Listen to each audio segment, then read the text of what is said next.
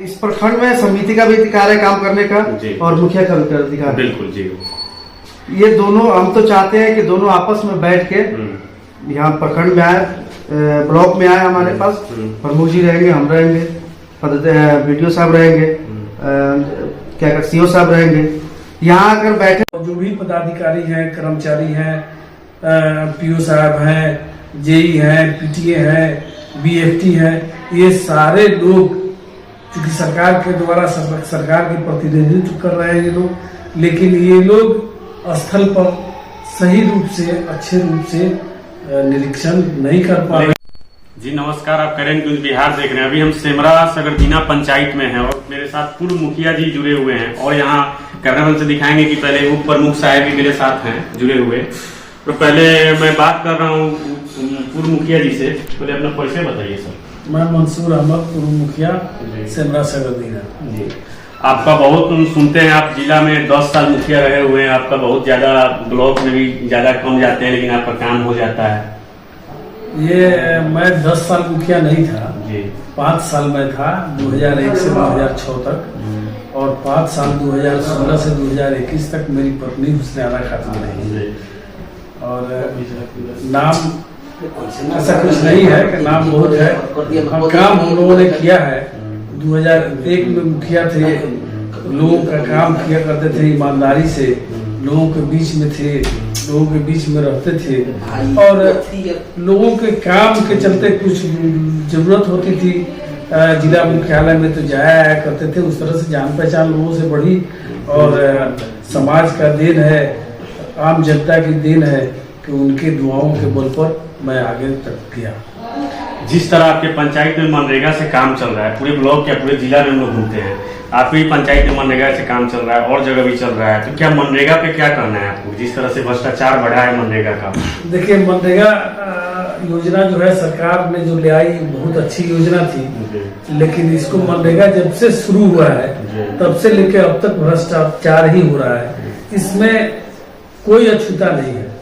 अभी तो हमारे नए उप प्रमुख जी आए हैं, इन्होंने जो है बहुत सारी मेहनत की है, भ्रष्टाचार को रोकने की कोशिश की है और रुका भी है। हमारे पंचायत में भी उप प्रमुख जी के द्वारा जो है श्मशान का काम हुआ है, कब्रिस्तान का काम हुआ है, मिट्टी भराई का, लेकिन पंचायत के द्वारा जो कार्य हो रहा है, नदी का उड़ाही हो रहा है, पंचायत के द्वारा हो रहा है, वो नदी की उड़ाही मैं 100% कह रहा हूँ कि वो गलत हुआ है। नदी की उड़ाही की जा रही है, ऊपर से मिट्टी छील दिया जाता है, घास छील दिया जाता है और मिट्टी को नदी के पेटी के अंदर ही डाल दिया जाता है। जो अब चूंकि बरसात का मौसम है, हम लोगों के बाढ़ प्रभावित क्षेत्र में रहते हैं, नदी चूंकि और भी छिछली हो गई है, नदी भर गई है, मिट्टी को और जो भी पदाधिकारी हैं, कर्मचारी हैं, पीओ साहब हैं, जेई हैं, पीटीए हैं, बीएफटी हैं, ये सारे लोग क्योंकि सरकार के द्वारा सरकार के प्रतिनिधित्व कर रहे हैं ये लोग, लेकिन ये लोग स्थल पर सही रूप से अच्छे रूप से निरीक्षण नहीं कर पा रहे। लेकिन एक बात सवाल करवा है, जिस तरह आपके ब्लॉक में पंचायत समिति और मुखिया में जिस तरह चल रहा है भाग दौड़ के लिए, मनरेगा के लिए, मिट्टी भराई के लिए, कहीं शमशान घाट में पहले 2 टेलर समिति साहब गिरा देते हैं, फिर 3 टेलर मुखिया जी गिरा देते हैं, फिर ब्लॉक में जाते हैं, फिर प्रमुख साहब के पास फैसला होता है, फिर डीएम साहब के पास कंप्लेन जाता है। ये होना ये सही है क्या? ये सब चल रहा है, ये सामंजस्य की कमी है जी। जो भी जनप्रतिनिधि लोग जीते हैं वो लोग के अंदर आपसी तालमेल नहीं बैठने के कारण इस तरह से हो रहा है। चूंकि योजना जब बन रही है तो पंचायत समिति का सदस्य का योजना अलग होता है, मुखिया जी का अलग होता है। सर 1 मिनट आपसे टाइम देते हैं, पर उप प्रमुख साहब जी पहले अपना परिचय बताइएगा जी। कैमरा इधर थोड़ा देखिए। नमस्कार, आपका भी स्वागत है जी। मैं चिरैया उप प्रमुख आरजू साहब, चिरैया प्रखंड का उप प्रमुख हूँ। ये इलेक्शन में फर्स्ट टाइम जीता हूँ, पहले मैं चुनाव कभी इससे पहले नहीं लड़ा था, पहली बार चुनाव लड़ा मैं, समिति बना और ऊपर वाले की कृपा से और जनता के प्यार से हम समिति और सहयोगी से आज उप प्रमुख बने हैं। कभी सोचे थे कि उप प्रमुख इतना कम है? नहीं, ये चीज तो मैंने कभी नहीं सोचा था कि हाँ इतना कम है। कुछ कहानी बताइए, हम सुनी कहानी कुछ कहानी के माध्यम से कि कभी ऐसा क्या हुआ कि उप प्रमुख एकदम कभी सोचे भी नहीं थे ना? जी सोचे तो नहीं थे, एकदम से देखिए हम इससे पहले क्रिकेट लाइन में थे। अच्छा जी 4 साल में क्रिकेट सीखा जी और यहाँ मैं आया जब मैं यहाँ पे गांव में रहने लगा 4 साल से। मैं अभी गांव पे हूँ, 16 से मैं गांव में रह रहा हूँ। फिर यहाँ रहा, देखा, लोगों को समझा, फिर मन में आया कि मैं लोगों के लिए कुछ करूँ, अपने पंचायत के लिए कुछ करूँ। तो मैंने डिसाइड किया कि मैं चुनाव लड़ूँ। तो पहले मैं छोटा चुनाव लड़ा, फर्स्ट टाइम समिति का मैं लड़ा हूँ। जब समिति में जीत गया तो मेरे मन में विचार आया क्यों ना कि इससे ऊपर में जाए और प्रखंड लेवल पे हम विकास करें या फिर जनता के लिए सेवा करें। तो जैसे मुझे विचार आया, मैंने मन बना लिया कि हम प्रमुख बनना है, और ऊपर वाले के सहमति से और सहयोग से और जनता के प्यार से हम प्रमुख बन गया। एक सवाल है, आप बोल रहे हैं कि हम छोटा पद से बने हैं, तो आप तो ब्लॉक लेवल पे समिति से पंचायत समिति बन के एक प्रमुख बन गए, तो मुखिया के आप तो ब्लॉक के एकदम वीडियो साहब के बगल में बैठते होंगे। जी तो ये बड़ी सौभाग्य की बात है, ऐसा तो हर किसी को मिलता नहीं। अभी मेरा राजनीति में स्टार्टिंग है। हम ज्यादा आपसे सवाल नहीं पूछेंगे। पहला सवाल है कि आपके ब्लॉक में मैंने रोज सुनते हैं इस बात को कि मुखिया और पंचायत समिति में 2 टेलर वो माटी गिरा देते हैं मुखिया जी, तो 4 टेलर समिति गिराते हैं, फिर ब्लॉक में जाता है, फिर पंचायती होती है। ये क्या चल रहा है समस्या आपकी? देखिए ये जो योजना की बात है सर, ईमानदारी से बताइएगा एकदम। ईमानदारी की इसमें क्या जो फैक्ट है वो बताऊंगा मैं आपको। देखिए इस प्रखंड में समिति का भी अधिकार है काम करने का और मुखिया का भी अधिकार। बिल्कुल जी। ये दोनों हम तो चाहते हैं कि दोनों आपस में बैठ के यहाँ प्रखंड में आए, ब्लॉक में आए, हमारे पास प्रमुख जी रहेंगे, हम रहेंगे, वीडियो साहब रहेंगे, क्या सीओ साहब रहेंगे, यहाँ अगर बैठे और आपस में एक मीटिंग बनाए जिसमें 50% मुखिया करे, 50% पंचायत समिति करे। हाँ, एक और बहुत खुशी की बात है, पहले होता था कि उस समिति का कोई फंड नहीं मिलता था।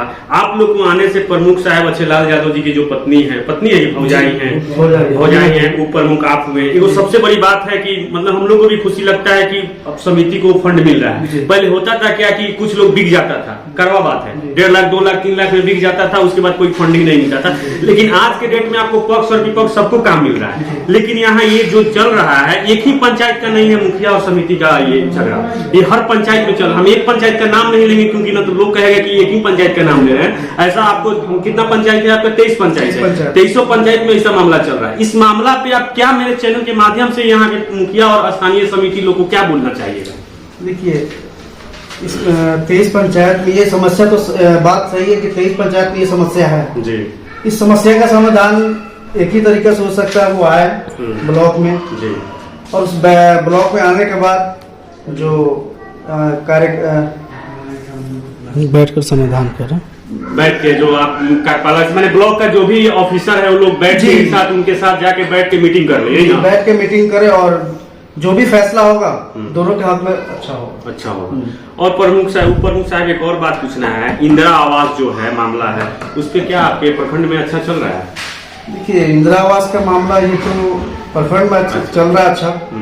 इसमें अभी तक तो जितने आदमी का मिला है सही। आपको तो युवाओं का सबसे ज्यादा अच्छा, अभी युवाओं में आपका सपोर्ट मिल रहा है। जिस तरह आप युवाओं में ब्लॉक आरजेडी का शायद नेता भी आप आरजेडी से जुड़े हुए हैं। जी आरजेडी से जुड़े हुए हैं। हाँ। पहले आप क्या करते थे? पहले हम क्रिकेट खेलते थे। अच्छा, क्रिकेट खेलते थे। अच्छा, 12 से मैं क्रिकेट खेला 16 तक जी। अच्छा, पूर्व मुखिया साहब से कुछ बात करेंगे। ये जो प्रमुख साहब जो जीते हुए हैं, क्या इतना युवा में जीते हुए हैं, तो क्या आप लोग के पंचायत को तो बहुत बड़ा ये उपलब्धि मिला है? क्या उपलब्धि तो है, बहुत बड़ी उपलब्धि है और इसके लिए हम अच्छेलाल जी का शुक्रिया अदा करना चाहते हैं कि इन्होंने हमारे समाज के लड़का को जो है वो प्रमुख बनाया। और इनसे भी हम उम्मीद करते हैं, हम प्रमुख जी से, उम्र कम है, परिपक्वता अभी पूरी नहीं है, लेकिन जो ही है उसमें बहुत अच्छा काम कर रहे हैं। आप इनके गार्जियन हैं। एक और बात आपसे मेरा है, प्रमुख साहब से भी विनती करेंगे, आपको भी बोलेंगे कि जो मनरेगा में जिस तरह घुसखोरी चल रहा है, इस पे थोड़ा सा इनको बोलिएगा कि थोड़ा सा करे, इस पे करवाएं। घुसखोरी जो है किसी से पूछ के नहीं किया जाता है, किसी से कह के नहीं किया जाता है। ये तो आप बहुत अच्छी तरह समझते हैं, आप लोग भी बहुत इसको पर इंक्वायरी करते हैं। लेकिन अभी पूरी तरह अफसरशाही है, पूरी तरह अफसरशाही है। सर एक खुशी की बात है, मोदी जी मेरे हैं, जो मोदी जी हैं या भाजपा का जदयू का जो भी सरकार अभी चल रही है, यहाँ होता है कि विधायक जो पहले है उन्हीं को टिकट दिया जाता है, लेकिन एक युवाओं को उप प्रमुख बनना युवाओं बहुत कम दिखता है। ये आप मानते हैं कि इस बात को? नहीं, राजनीति में अब राजनीति में तो इस तरह की बात पहले थी, लेकिन भाजपा और जदयू की बात कर रहे हैं सर। भाजपा जदयू की बात तो हम नहीं कर सकते। बोलिए, खुल के बोलिए, खुल के बोलिए। क्योंकि भाजपा और जदयू में हम है नहीं, हम आरजेडी के समर्थक हैं, आरजेडी का समर्थन करते हैं और आरजेडी में अभी युवाओं को जो है आगे बढ़ाया जा रहा है, उनको मौका भी दिया जा रहा है। तेजस्वी यादव जो है नवयुवक लोगों को ही लाना चाह रहा है और ला भी रहे हैं। अच्छा सर एक बात बताइए, चिरैया में लालबाबू गुप्ता जी विधायक है, तो बोलिएगा, बोलने से नहीं होगा, आप लोग ऐसा लोग नहीं बोल पाएगा, तो फिर बात हो रही है तो फिर पूछ देते हैं सवाल। तो इतना रोड खराब है, आपको चिरैया वाले रोड है, आपको मिसरौलिया से लखावड़ा जो रोड जाता है वो है, अगर वहाँ के ठेकेदार से हम बात की तो बोले कि फीटा नहीं लगा, वो दिक्कत है, इनको क्या बोलिएगा? मतलब देखिए, विधायक के जहाँ तक सवाल है जी, वो जनता के बीच में ज्यादातर नहीं रहते।